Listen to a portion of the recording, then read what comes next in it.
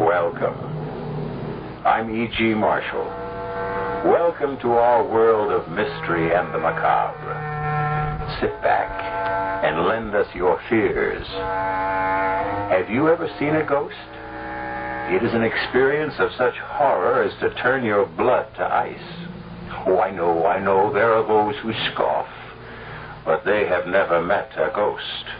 Mel Stout was a scoffer, but not his wife, Liz.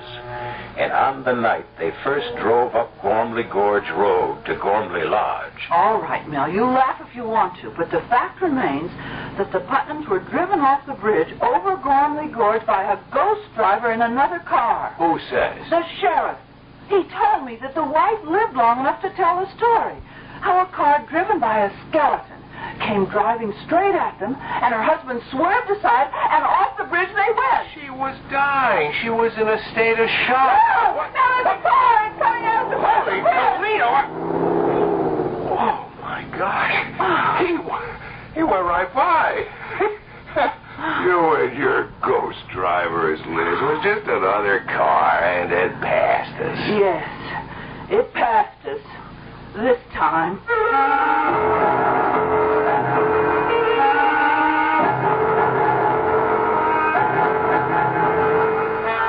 Our mystery drama, The Ghost Driver, was written especially for the Mystery Theater by George Lowther and stars Augusta Dabney and Mason Adams.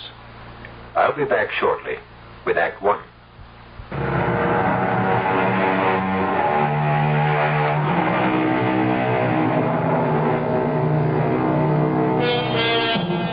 Do ghosts exist?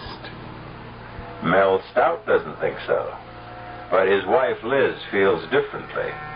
If it had been up to Liz, they'd never have bought Gormley Lodge on top of Manitou Mountain in Colorado. Why? Because according to local legend, the former owners, the Putnams, had been sent crashing to their death by a ghost driver who came at them head on. Now, in the living room of the lodge... Liz, I've had it up to here with that brother of yours. Oh, now, I mean, he promised to help finish painting his living room before the Duncans arrived tonight, and where is he? I'll tell you where he is. He is out on the slope skiing, enjoying himself as usual. Well, you just be reasonable. Now, if we didn't have Rory, where would we get a ski instructor, I'd like to know? We certainly can't afford to hire one, any more than we could afford to have this place painted. Oh, I'm sorry. It's just that I've got so darn much on my mind. Liz, I just hope that I haven't made the mistake of my life and yours. We'll make a go of the lodge. We're off to a pretty good start.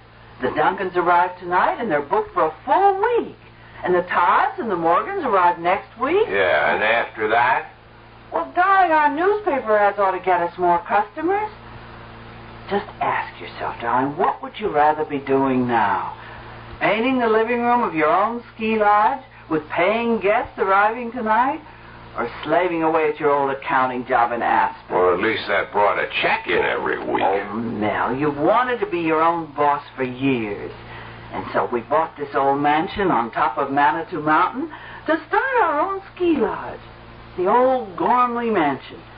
And we're going to keep at it until we make a success of it. Liz, you're marvelous. Oh, there's somebody at the front door. I'll get it. Oh, Mrs. Gormley. Come to pay you a visit, Miss Stout. My first formal visit. Well, that's very good of you, Mrs. Gormley. Well, won't you come in? All right, Jason, you heard the lady. Wheel me in. Yes, Mother. You know my son, Jason? You've met? Yes, briefly. Mel, the Gormleys have come to pay a visit. Nice to see you, Mrs. Gormley. Jason, hope you don't mind if I finish this painting. Oh, go right ahead. I'd give you a hand, old as I am, but my arthritis keeps me in this wheelchair. Jason, why don't No, thanks. I couldn't think of asking a fine arts painter to... Fine art. You hear that, Jason? Mr. Stout complimented you. Called the mountain scenes you paint fine art. Well, they are. Why, I saw some of them in the ski shop in town. They're very good. Do you sell many? A few. Oh, just enough to cover the cost of the paint and canvas. Oh, yes, and a quart of whiskey now and then. Mother, please. Well, now, if they don't hear it from me, Jason, they'll hear it from others. Well, a drink now and then. Now and then. Tell the Stouts how you play Russian roulette with that old revolver of your father's when you're drunk. Stop it, Mother. Stop it. Perhaps you'd like some coffee, Mrs. Gormley, or tea. It won't take a minute. No, thank you. We won't be here that long. Now, I've come to do for you what I did for the Putnams. Them that bought my house out from under me 3 years ago. Out from under you? Mrs. Gormley, are you saying that we have done that? Forced you out of your house? Well, haven't you? Oh, it's not your fault. Jason's father left us destitute. Left me destitute, I should say. With a son too lazy to support his old mother. So I had to sell this beautiful place. Mother, the Stouts aren't interested in all this past history. Well, they'd better be. If they value their lives. Value our lives? Well, Mr. Halliday didn't tell you, of course. Tell us what? About how the Putnams met their death. Why, yes. The real estate man told us about the accident. That was no accident. No more than my husband's death was an accident. He died in the same way? His car crashed off the bridge into the gorge? Right. 800 feet down into the gorge. To the rocks 800 feet below. But no accident. Suicide. The Putnams didn't commit suicide. Not them. My husband, Jason Sr., raving drunk and suicidal, but theirs was no accident either, the Putnams. He drove them off that bridge. Who? My husband. Now, wait a minute, Mrs. Gormley. If your husband was dead...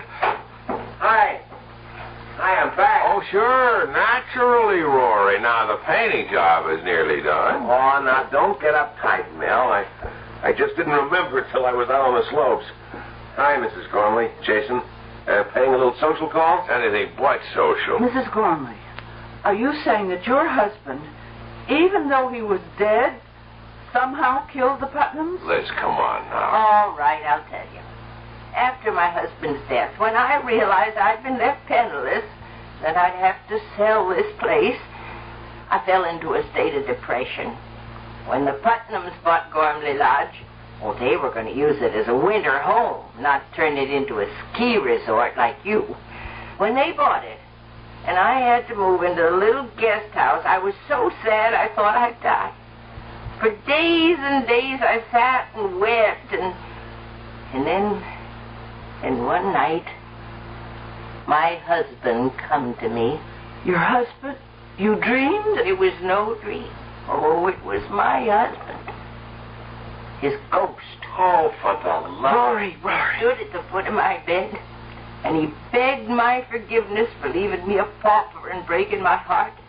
And he said, Jessica, I promise you'll live in Gormley House again. And then he vanished. The very next night, the Putnams crashed through the bridge over Gormley Gorge. Well, accidents do happen. It was no accident. Oh, the real estate man didn't tell you the whole story. Mrs. Putnam lived long enough to tell just what had happened. You can ask the sheriff. The Putnams didn't go off the bridge by accident. They were driven off it. Forced to swerve off it by an oncoming car. A car driven by a skeleton. Good heavens. That's what I wanted to say. And now you know. Good day. Well, what kind of a put-on is this? She's trying to scare us out of here. I'm trying to save your lives. You're trying to get back into this house. That's what you're doing. Just the way you moved back after the Putnams got killed and lived here a full 3 years until now. Rory, have some respect. Respect? No way. She may be old, but she's as shrewd as they come. She frightens you off, then moves back in again and stays until some other sucker comes I along. warn you. Just let us know when your husband's ghost shows up again. It did. What? Last night. Oh, man, this is the neatest ripoff. Shut up, Rory. Will you... Your husband's ghost? Last night? Yes. And he used the same words. Jessica, I promise you'll live in Gormley Lodge again. Oh, I beg you, listen to me. The Putnams wouldn't and went to their death. Oh, Mrs. Gormley, you're really out of sight. You so smart. You're so sure of yourself. You think he isn't watching and listening, my husband? Do you think he doesn't know how you insulted me? Do you think he'll not repay you? Oh, yes. If people are to die this time, too, you will be the first. Now, be warned. Jason, wheel me back. Be warned.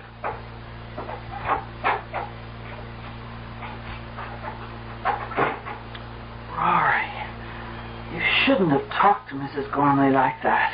You didn't spring for that crazy story, did you? I don't know. I wonder. What, Liz? Mel, call the sheriff. Find out if Mrs. Gormley's telling the truth. Oh, come on, Liz. I look like a fool. Anyhow, I've got to finish this paint job. What? Liz, you're not... I must find out. Suit yourself. You always do.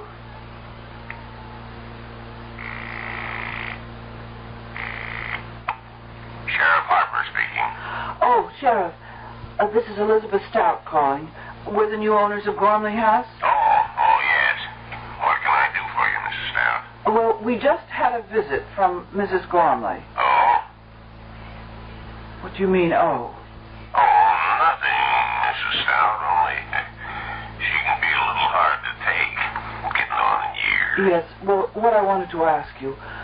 Of course, you remember the accident to the Putnams 3 years ago, crashing off the bridge over Gormley Gorge. Yes, I remember. Well, according to Mrs. Gormley, Mrs. Putnam lived long enough to tell you what had caused the accident. Is that so? Yes, it is. And what did she tell you? Well, now, Mrs. Stout, she was near death. Maybe out of her head with pain and shock. What did she tell you, Sheriff? Did she tell you that they had been forced to swerve off the bridge because of another car that came straight at them? A car with a skeleton driving it? Well, as I said, she was out of her Did head. she? Yes, that's the story she told me. Thank you. Goodbye. So? Mrs. Gormley told the truth. A Putnam woman was dying. Anybody in that condition is liable to say anything. I suppose. Now, look, just get off it, Liz. We put our life savings, every cent we've got in this place, and I'm not leaving, ghost or no ghost. Well, speaking of leaving, I'd better get on down into Manitou and pick up the Duncans at the airport. Well, it's a bit early, isn't it? Or have you got some cute chick in town that you'd like to spend an hour or so with? Mel, you put me away. Don't give me any ideas, Rory.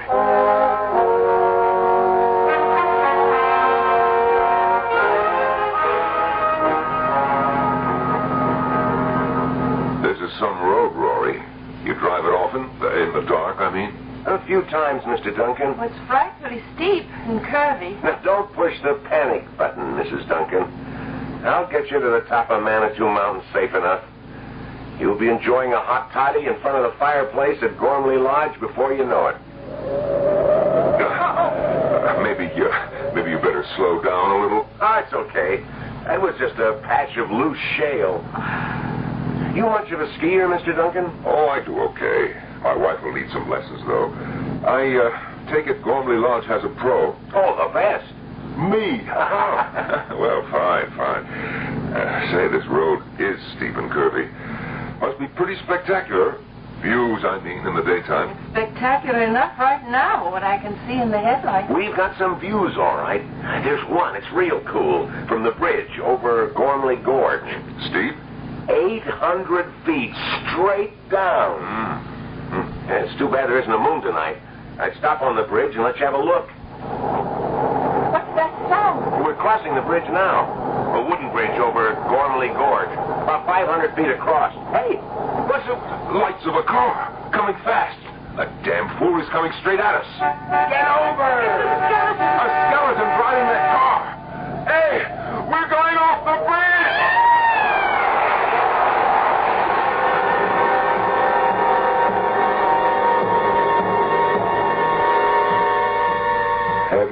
seen a ghost, I asked you? Well, if you haven't seen one before, you've seen one now. I don't know about you, but I'd like to take a break to, well, steady my nerves. I'll be back shortly with Act 2. If you have the nerve to return, that is.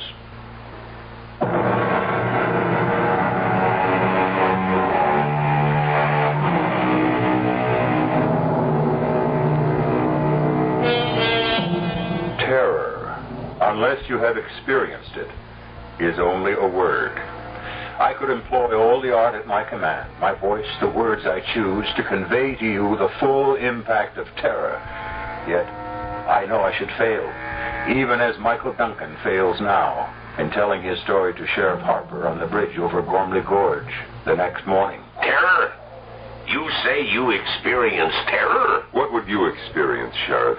The light? Mr. Duncan, I'm only trying to get at what happened here last night. Excuse me, Sheriff. Yes, Mr. Stout, what is it?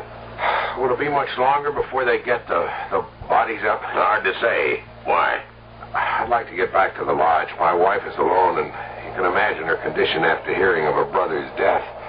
Say nothing of how it happened. Sure, you go ahead. I'll let you know when you're needed to identify the bodies. I'm sorry about your brother-in-law, Mr. Stout, and the publicity. Publicity?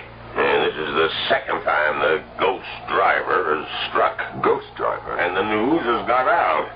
I hear they're sending reporters over from Aspen. That's great. That's just what I need. That'll end my ski resort business for good. Not that it ever got started. Wait a few minutes and I'll ride back up with you. Nothing I can do either till they recover Jill's body. Oh, yes, there is, Mr. Duncan. You can give me a full account. Now, look, Sheriff, I've told you all I know. We were driving across this bridge when we saw this other car coming straight at us. Stout's brother-in-law was driving. He swerved to avoid the oncoming car and went through the guardrail. In the split second between swerving and going through the rail, I leapt clear and saved myself. I wish I could say the same for that boy and Jill, my wife. About the skeleton at the wheel of the other car. Why do you keep harping on that? Because it's something to harp on. If you saw a skeleton driving that car... I didn't. You said... I know what I said, but I've got to be wrong. I couldn't have seen what I thought I did. Why not? Because I don't believe in skeletons driving cars. I don't believe in ghosts. Now, take it easy, Mr. Duncan. All I'm after is a complete report. The facts. All you're after is the publicity you're going to get out of this. Put you on the map, won't it, Sheriff? Why, you might even get a job in one of the big Colorado ski resorts like Aspen or Vail. That'll be enough, Mr. Duncan. You can go. I'll phone the lodge when I need you.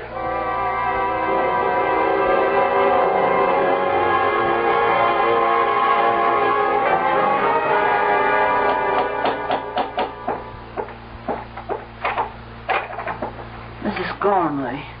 Well, invite me in, Miss Stout. Oh, yes, of course. I'm surprised to see that you're not in a wheelchair. Oh, it depends on how bad my arthritis kicks up. Sometimes I can walk with a cane, like now. I see. Is your husband home? No, he's down at the bridge with Mr. Duncan. Oh, the feller whose wife got killed, huh? Yes. Well, I'm sorry about that. Sorry about your brother, too. Even though he asked for it. Mrs. Gormley, Your I just brother's can't talk dead about it. because he wouldn't listen. He wouldn't heed my warning. Now you listen, child. You heed my warning. Make your husband listen and take warning, too. You leave this place. Leave it today. Don't think I wouldn't. We wouldn't if we could. We can't. All our savings are tied up at Gormley Lodge. Listen to me, listen. Now, my dead husband came to me again last night. And he promised me again I'd return to this house. You love this old house, don't you? Well, it was my life. You're a woman. You understand how that is. Yes. I came here a bride 40 years ago. Jason Sr., that is. He was just starting his career as a painter. Jason, my son, was born here. There was another child, a little girl. She died here. No, this house isn't made of wood and stone. I'm sorry. I'm so sorry. Oh, I think they've come back. Yes, my husband and Mr. Duncan are back. I'll go then. Oh, well, Mrs. Gormley, I'm going to put some coffee on. You stay. Have a cup. No, I can't bear to go on looking at people who I know are going to die. What's this? Die? Who's going to die now? You are, Mr. Stout. You and your wife. If you don't heed my warning and leave as soon as possible. Now, what's all this, Stout? Who is this woman? Jessica Gormley used to own this place. Oh, the woman you told me about. The one who claims her husband's ghost visits her. I don't just claim it. It's true. Who are you? My name's Michael Duncan. Oh, yes. The one whose wife went to her death in the gorge last night. Well, you take my advice, too. You leave here. Leave as fast as you can. How about a drink, Stout? Oh, so you two won't listen.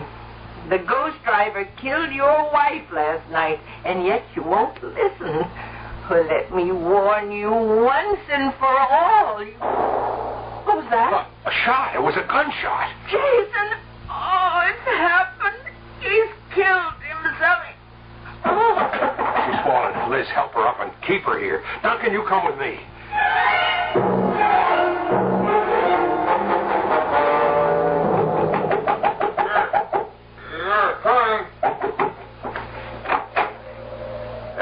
Stout, what do you want? Oh, you're okay, Jason. We heard a gunshot. What of it? Well, we've heard of you and your little games like Russian roulette, and we thought that you... I'd shot myself? No such luck. Come in if you want to. Oh, the gunshot we heard. I fired it. Deliberately. You fired that shot deliberately? You ask a lot of questions for someone I haven't even met. It's Mike Duncan. He and his wife are to be my first guests. It was his wife who got killed last night. Oh. I'm sorry. How did you escape? Flung myself from the car just before it went through the guardrail. Well, you'd better keep an eye out for the old man's ghost. He'll be after you. Mr. Gormley, I don't believe in ghosts. Now, why did you fire that revolver? What business is it? All right, I'll tell you. You'll think it's nutty. I'm sure. I've been playing Russian roulette with this gun for years, ever since my father died. And I always win. Or lose, depending on how you look at it. And how do you look at it, Jason? I give it to you straight, Mr. Stout. I want to lose. For years now, I've picked up the gun like this. Oh, no, not every day. Maybe once a week. Once every other week. Whenever the mood comes on me. And I put it to my temple. Like this. Wait a minute. Don't worry. Gun's empty. I haven't put in a fresh bullet yet. You see, the reason I deliberately fired that bullet I had in this gun was to find out if the thing was a dud. It wasn't. Too bad. May I shake your hand, Mr. Duncan? You're the first man I've ever met who says what he thinks. You want to kill yourself? Go ahead. I like you.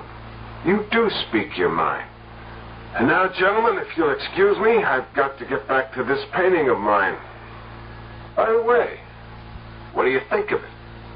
Pretty lurid, isn't it? That's just the right word for it, Mr. Stout. See? There's the car swerving and crashing through the bridge. The oncoming ghost car with the skeleton at the wheel. All in flaming color.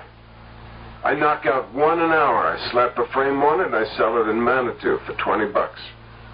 So excuse me, will you? Business is going to pick up, thanks to last night. And I want to be ready to supply the demand.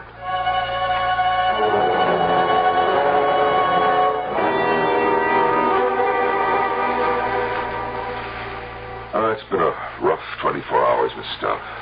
It's a nice chair. Just right for sitting in front of a fire. Cost you plenty, I'll bet. Yes, plenty. But that isn't what I'm thinking about. You're thinking about your brother and my wife, lying in their coffins at the undertaker's in Manitou. Yes, and also that even a small village like Manitou has an undertaker. Birth, death, taxes. The only sureties in life, Mrs. Stout. Liz. Mike. I like your husband. Me too. He told me about everything. About what getting this ski resort means to you. Your life savings invested, all that. All down the drain, I'm afraid. The publicity? What else? Every reservation's canceled. Well, all except one. But that'll come in too. It has, Liz. Yes? There it is. Please cancel my reservation for next week, Frank Norton. As a family of 4. Telegram phoned in from Aspen. Anybody got a sponge? A sponge? So I can throw it in. I'm through, Mike. You always give up this easy? What do you mean, easy? Just that. Do you always fade when the going gets tough? Well, this is the time to start fighting. Does it make good sense to let all this go down the drain because somebody's playing a trick on you? A murderous trick? Do you think it's a trick? What else could it be? A skeleton driving a ghost car? What else but a trick? Well, what else? You were in that car last night.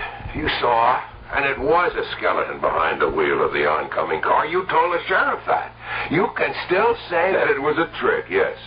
What kind of trick? Damn it, Mike, you admit you saw a skeleton driving a car, but you can still call it a trick? See, I see you don't answer. Look, Mel, I'm a practical man, a businessman.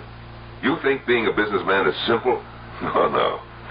I've had troubles that would make yours look like nothing. Today you won't find anybody more successful than me. But I've been bankrupt twice.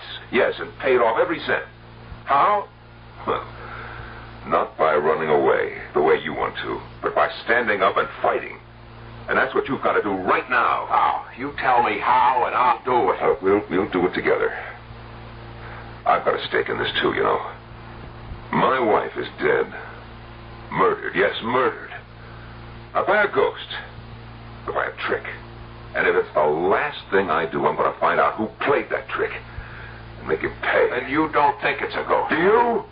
Answer me. Do you believe in ghosts? Did you believe before you came here and ran into this mess you're in? Well, no, I didn't. Then why start believing now? Ghosts, my foot. Mel, this is a trick. Somebody wants to stop you from turning Gormley Lodge into a ski resort. And if you ask me, it's the Gormleys. One or the other or both is behind all this. Or that sheriff down in Manitou. The sheriff? Oh, Mike, you don't really think that the I don't know what to think, Liz. All I know is that somebody's behind this, and those are the 3 likeliest suspects. Now, look, I'm no Sherlock Holmes, but I've got a brain, and I've got guts, and well, my wife is dead, my Jill. Well, I'm just going to find out who killed her, that's all. Tough as they are. You like a drink, Mike? No, thanks. I'll be okay. Especially when I nail that murderer. What have you got in mind? Well, it'll be dark in about an hour. We take the car, Mel, you and me. We take the car, and we drive up and down that road, all night if necessary, to meet up with this so-called ghost driver. And when and if we meet up with him... Yes? If and when you meet up with him, what? We don't turn aside. We don't swerve out of his path and off the bridge. We drive straight at him and keep driving at him. If he's a ghost in a ghost car, we'll drive through him. And if he isn't? If he isn't? Well, if he isn't, it'll be one hell of a crash.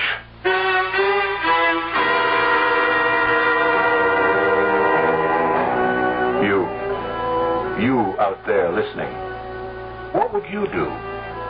If you were Mel Stout, would you accept Mike Duncan's challenge? If you were Liz Stout, would you let your husband accept it?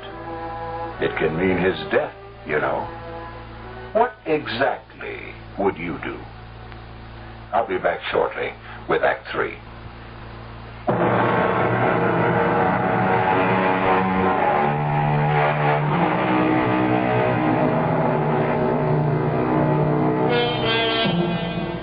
Two men are now driving the twisting, precipitous mountain road that leads to Gormley Lodge.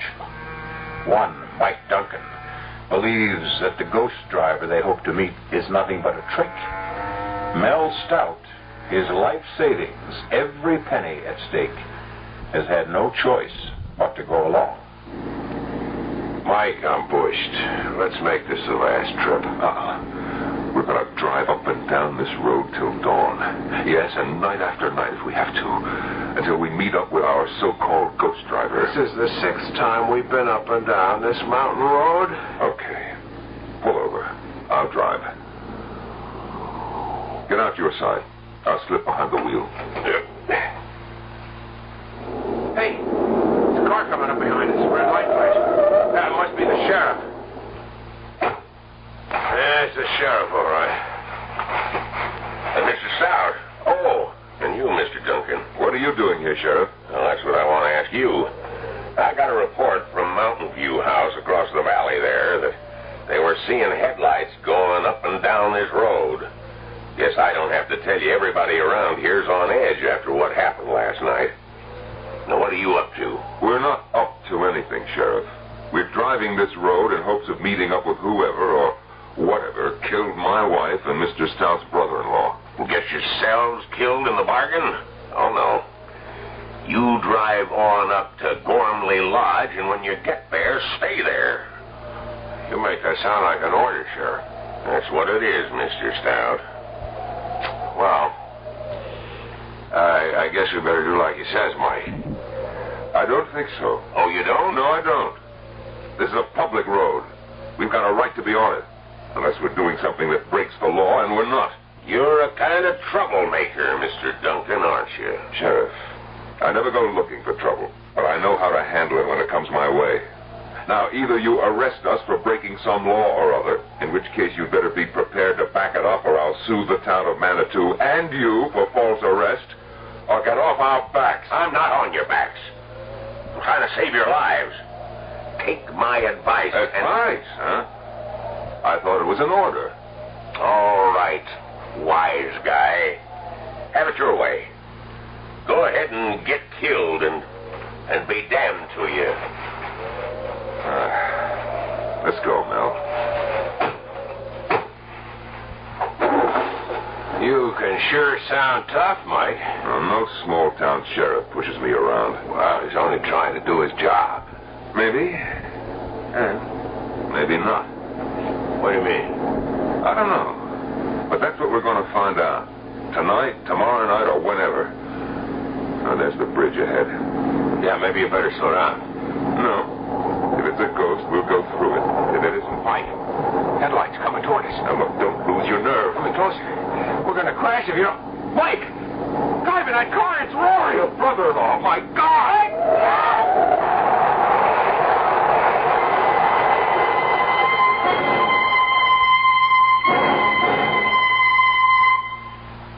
Mel, Mike, I can't believe it. Can't believe it myself, Liz. Not only what we saw, but getting out of it with our lives. The fates were with us, Mel. I lost my nerve. I have to admit that. I just couldn't keep driving straight at that awful thing coming toward us. I couldn't help myself. I swerved at the last second. Well, thank God we hit that stanchion instead of going off the bridge. Rory driving the other car, it's impossible. Rory's dead. We're burying him tomorrow. Rory's dead, that's for sure.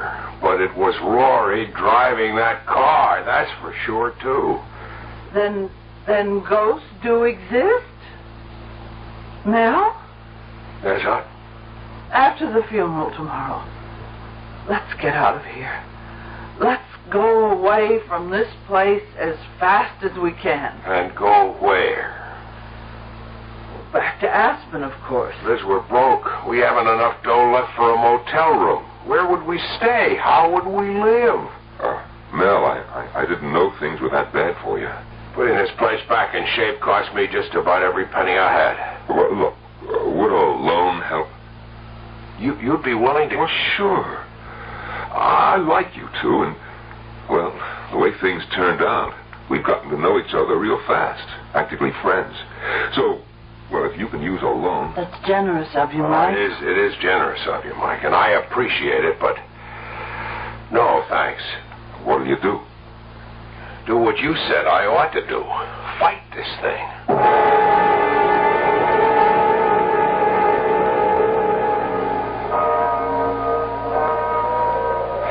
Liz, Mike, if you ever come east, be sure to look me up. We will, Mike. Yes, of course. You won't change your mind about the loan? Can't. Would only be putting off what's bound to happen. Unless what? Unless I can find the answer to what goes on here. There's something bothering me, something I feel that I saw somewhere but didn't pay much attention to at the time. Well, what about it? This something. It's just something that's bothering me is all. Something that just could give me the answer to all of this. Well, good luck. You deserve it. Oh, there's the taxi that's going to take me to the airport. Goodbye, Liz. Goodbye, Mike. Bye-bye, Mike, Bye. and thanks. Well, we'd better get on back, Liz. Liz, you coming? Yes. Mel, you better know it now. No matter what you intend to do, I won't be staying.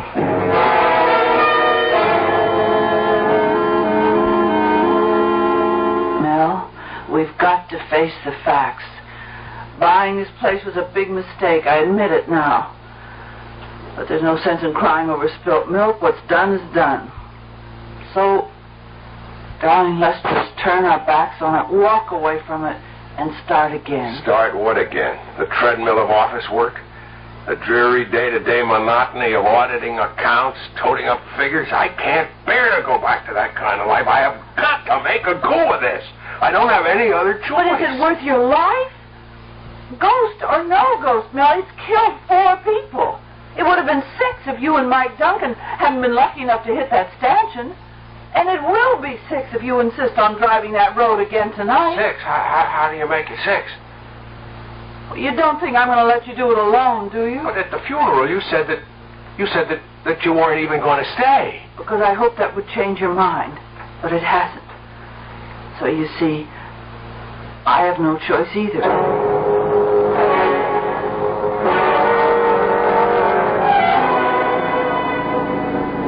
Just like last night with Mike. From the top of the mountain down to Manitou, then back up again and again, and no sign of him. But he did show, finally. And Mike lost his nerve, swerved aside at the last second.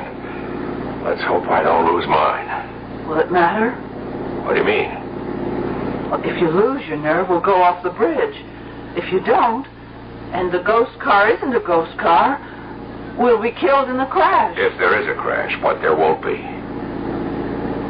You seem awfully sure of that. I am. Remember at the cemetery I told Mike there was something I had seen but hadn't paid any attention to? Yes. That if I could only remember what it was, I'd have the answer to all of this? Yes. Well, it's come to me. Driving up and down the mountain tonight, it suddenly came to me. See, it wasn't something I'd seen, it was something I'd heard and paid no attention to. Something I knew but didn't realize what it meant. And if I'm right, Liz, if I'm right... What is it? What did you remember? We're on the bridge now. Let me concentrate on driving. Mel? Mel! Mel, there it is, the ghost car. It's coming straight for us. Yes. And behind the wheel, driving it, it's Rory! Oh, my God, it's Rory! Oh, we buried Rory. But then it's his ghost, Mel! Get your hands off the wheel. Mel, Don't try to turn the wheel. We're going to crash! Mel!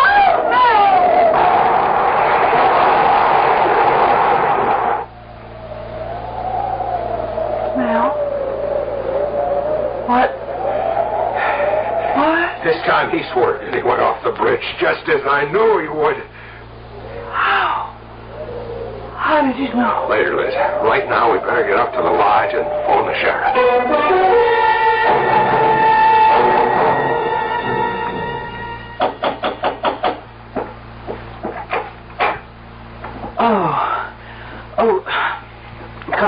Gormley. Mel? Mrs. Gormley's here. Please, won't you sit down? Yeah, thank you. Hello, Mrs. Gormley. I'm sorry about last night. I'm not. Mrs. Gormley, Jason was your son. Oh, he was the torment of my life. Every day I lived. Of course, I'm sorry he's dead, but I can only be glad it's over for me. Did you know that your son was the ghost driver? I suspected, but I was never sure. You see, it was Jason who wanted to go on living here in this house far more than I did. Oh, you can understand. He was born here. He grew up here. Started his painting career here in a fine, big studio upstairs. Tragic. Just tragic. Even more tragic if it hadn't been for you. How did you come to know? What made you realize that my son was the ghost driver? A gunshot. A gunshot? The shot he fired to see whether the bullet he used for playing Russian roulette was live or not. Well, I don't follow you. You see, something kept bugging me, Mrs. Gormley, but I couldn't nail it down because I kept thinking it was something that I'd seen. But then suddenly I realized it wasn't something I'd seen, but something I'd heard. That gunshot. I still don't know. It got me to thinking about Jason playing Russian roulette, playing with life and death. And that got me to thinking a step further. Sure, Russian roulette, only a fool or a would-be suicide would play it. But the fact remains that the odds are in his favor. Every time Jason spun the barrel of that gun and pulled the trigger, the chances were 5 to 1 against firing the bullet. Oh, but what was the connection between that and the ghost driver? Driving a car straight at another car is just another form of Russian roulette. Ah, yes, I see. Well, Sheriff Harker came to see me, and he said Jason was wearing a mask. A papier-mâché mask of your brother's face. Yes, and it wasn't a very good likeness of my brother, but it didn't have to be. It looked enough like him to fool you when you saw it under those awful conditions. The night and the headlights and the car coming straight at you. Fear did the rest. There must be another mask, the skeleton face. Oh, there is. We searched the studio and we found it, Sheriff Harper and me. Yeah, well, it's all over. Jason's at peace at last. God knows I soon shall be. Well, good day. It's funny, though. What, Mrs. Gormley? Well, we've searched and we've searched, but we couldn't find a mask of my husband's face. What made you think there was one? Well, you see, when I heard about the masks, I thought it must have been Jason who came and stood at the foot of my bed. Not my husband's ghost. But if it wasn't Jason, who was it? What was it?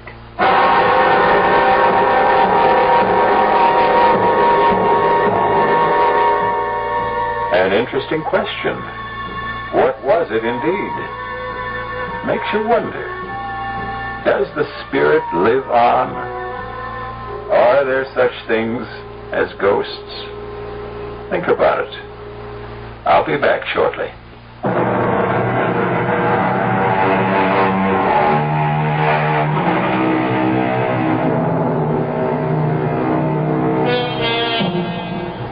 I think you'll be glad to know that Mel and Liz made a go of Gormley Lodge and are today the owners of a successful ski resort.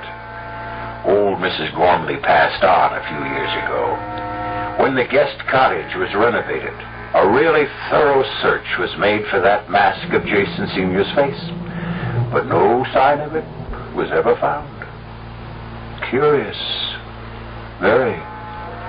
Our cast included Augusta Dabney, Mason Adams, Mary Jane Higbee, Norman Rose, Nick Pryor, and Leon Janney. The entire production was under the direction of Himan Brown. And now, a preview of our next tale. As we moved into that parlor, I was super conscious of my host's reaction to the parcel he bore in his hands. Although there was no superscription from the sender, I had an infallible feeling that he sensed exactly where it had come from. That somehow I was accidentally part of a climax in the life of this strange and vital man. We've talked about my trophies, Monsieur Donnet. Yes. The ones I've mounted, the others too clumsy and large to render that way. Yes. And the third, so far, I've had no right nor courage to mount. What are you saying, Sir John? There is no reason for my receiving this parcel that I can conceive, except one. That I've found no refuge here. I've been betrayed. This is E.G. Marshall inviting you to return to our Mystery Theater for another adventure in the macabre. Until next time, pleasant dreams.